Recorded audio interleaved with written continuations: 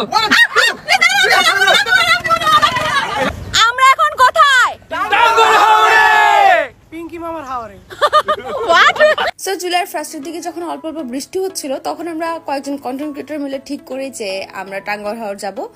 আমরা রাতে রওনা দিয়ে ফেললাম সুনামগঞ্জের উদ্দেশ্যে। আর এই যে দেখো পাশে ঘুমায় আছে আমার ছোট ভাই। যাই হোক আমরা সুনামগঞ্জ নামতে নামতে সকালবেলা প্রচুর বৃষ্টি ছিল। আমাদেরকে বোট থেকে দুজন রিসিভ করতে এসেছিলেন। আর এই দেখো স্বার্থপররা আমাকে ফেলে আগে আগে হাঁটতেছে। সো এইটা ছিল আমাদের বিলাসবহুল বোটটা। বোটের সম্পূর্ণ ডিটেলস জানতে আমার ভিডিওটি দেখতে থাকো। এই যে তোমাদের প্রিয় মুহিব ভাইয়া চশমা পরে খুব কুল ভাবে আমাদেরকে হেল্প করতেছিল। এইটাকে আমি বোটের ডাইনিং বলতেছি। এখানে আমরা সবাই ওয়েট করতেছিলাম, ততক্ষণ আমাদের রুমগুলোকে গুছানো হচ্ছিল। আমাদেরকে তখন ওয়েলকাম ড্রিঙ্কসও দেওয়া হয়েছিল। সো গাইজ এখন তোমাদেরকে দেখায় আমাদের রুম। এইটা ছিল আমাদের বোট। আমাদের বোটের নাম ছিল হাওরে বাদশা। আমরা 12 জন টোটাল 4টা রুম বুক করেছিলাম অ্যান্ড প্রত্যেকটাই এসি রুম ছিল। গাইজ রুমটা দেখো কি সুন্দর। আমাদের 12 জনের প্যাকেজের মধ্যেই খাবার দাবার সব রকম সার্ভিস ইনক্লুডেড ছিল। রুমে ঢুকার সাথে সাথেই মেয়েদের ফেভারিট কাজ ছবি তোলা। খাওয়া দাওয়া বাদ দিয়ে সে আগে ছবি তোলা শুরু করে দিল। আমি ওর সাথে গিয়ে একটু স্ন্যাপ করে আসলাম। তারপর আমরা খাওয়া দাওয়ার জন্য উপরে গিয়ে বসলাম। আমরা যেহেতু সকাল সকাল পৌঁছেছি আমাদের জন্য ব্রেকফাস্টের ব্যবস্থা ছিল। দ্যাটস আমরা সবাই ব্রেকফাস্টের জন্য ওয়েট করতেছিলাম। আর তখন মোটামুটি অন্যান্য বোটগুলো ছাড়া শুরু হয়ে গিয়েছিল। গাইস এইটা ছিল আমাদের সকালের খাবার। টু বি অনেস্ট খিচুড়িটা আমার এত ভালো লাগছে, খিচুড়িটা আচার দিয়ে শেষ করে ফেলা যায়, এত ইয়ামি ছিল। আর সত্যি বলতে আমাদের পেটেও অনেক ক্ষুধা ছিল। খেতে খেতে আমাদের হাওরে বাচ্চা বোটটি ছেড়ে দেওয়া হয়। অ্যান্ড মাঝখানে আমি তো ঘুমিয়ে গিয়েছিলাম, বাট সাউন্ডের কারণে আর ঘুম কন্টিনিউ করতে পারি নাই, উঠে গেছি। তারপর তারা আমাদেরকে আম খেতে দিয়েছিল। আমরা আম খেতে খেতে রেডি হওয়া শুরু করলাম। গাইজ দেখতে পাচ্ছ লাইফ জ্যাকেট পরে ফেলতেছি। এখন আমরা হাওরে নামবো। এই যে আমাদের মামুন ভাই একটু বাবা বাঁশি বাজাচ্ছিল। এই যে আমার ভাইয়ের কান এই জন্য ঝালাফালা হয়ে গেছে। আর এই ম্যাডাম তো ভিডিও করেই যাচ্ছে। যাই হোক এই যে আমাদেরকে ছোট একটা বোটে করে যেখানে আমরা পানিতে নামবো সেখানে নিয়ে যাওয়া হয়। আমি আসলে পানি অনেক ভয় পাই, তোমরা আমার চেহারা দেখে বুঝতে পারতেছো। ভাই দুষ্টু কুকিল ডাকে রে আমার থেকে ভালো ডান্স করে।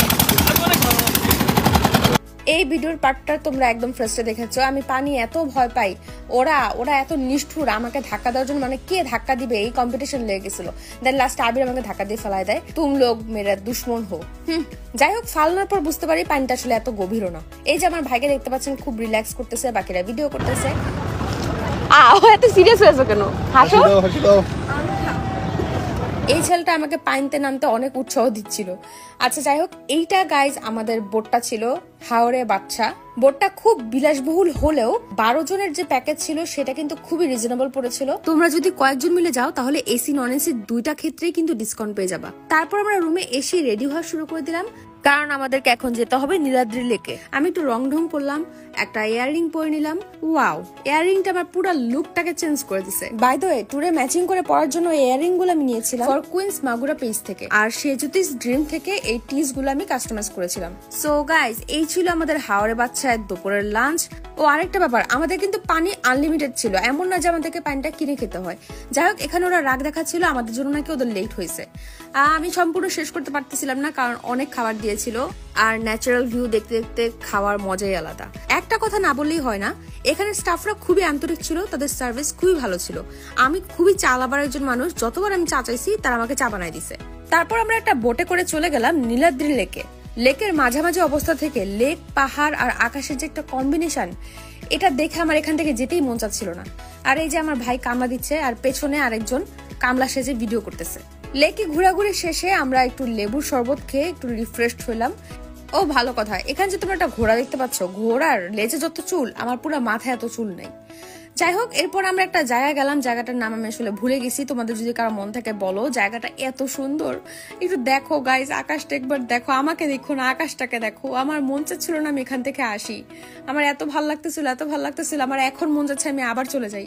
যাই হোক আমরা ফেরার পর আমাদেরকে তারা স্ন্যাক্স দিল, মুড়ি মাখা ছিল আর চা ছিল। তারপর আমরা আবার রেডি হয়ে গেলাম বাজারে যাওয়ার জন্য। এখানে বাজারটা একটু হাইট, কিন্তু এখানে আসলে দাম ছাড়তেছিল না তারা কেউই, আর আহামরি কিছু নেই।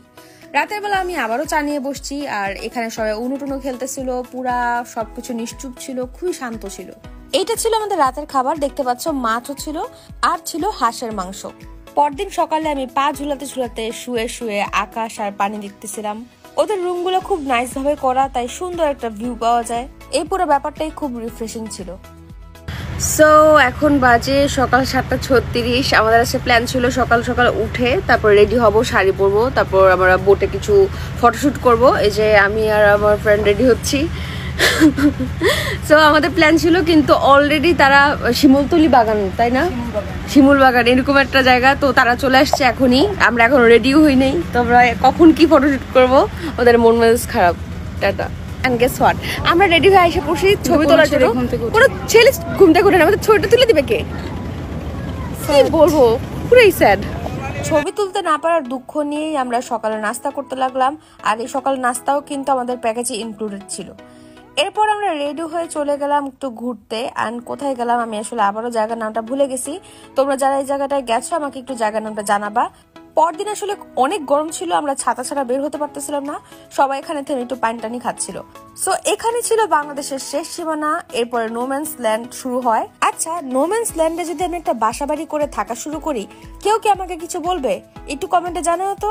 হাওড়ে বাচ্চার আরেকটা আকর্ষণ ছিল এই দোলনা। ভাই, এই দোলনাটা একদম বোটের সামনে ছিল, বোটটা চলতেছিল, দোলনায় আমি ঝুলতেছিলাম, মানে আমার মনে হচ্ছিল আমি ডাইরেক্ট পানিতেই ভাসতেছি। খুবই সুন্দর একটা ফিলিংস ছিল। তারপর আমি শুয়ে শুয়ে একটু রিল্যাক্স করতেছিলাম, আর বাকিরা একটু কন্টেন্ট বানাচ্ছিল, যেহেতু এখানে বেশিরভাগই আমাদের কন্টেন্ট ক্রিয়েটররা ছিলেন। উপরে অনেক গরম লাগতেছিল দেখে আমরা ভেতরে এসে উনো খেলা শুরু করলাম। এই যে গাইজ আমরা উনো খেলতেছি। অ্যান্ড বিকালে আমাদেরকে আবারও নাস্তা দেওয়া হলো, সাথে চাও দেওয়া হলো। আমরা যতবার ইচ্ছা ততবার চা খেতে পারতেছিলাম।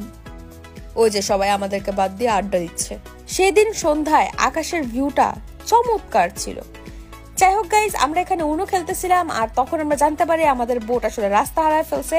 রাস্তা খুঁজে পাচ্ছে না দেখে আমাদের 1-1.5 ঘন্টা লেট হয়েছিল ঢাকার উদ্দেশ্যে রওনা দিতে। ভাগ্য ভালো যে বাস ছাড়ার আগে বোট পাড়ে চলে আসে। সো এই ছিল আমাদের টাঙ্গুয়ার হাওড়ে বাচ্চাতে 2 দিন 1 রাতের ট্যুর। হাওড়ে বাচ্চার কন্ট্যাক্ট ডিটেলস আমি কমেন্টে দিয়ে দিচ্ছি। টাটা, বাই বাই, বাসে উঠি।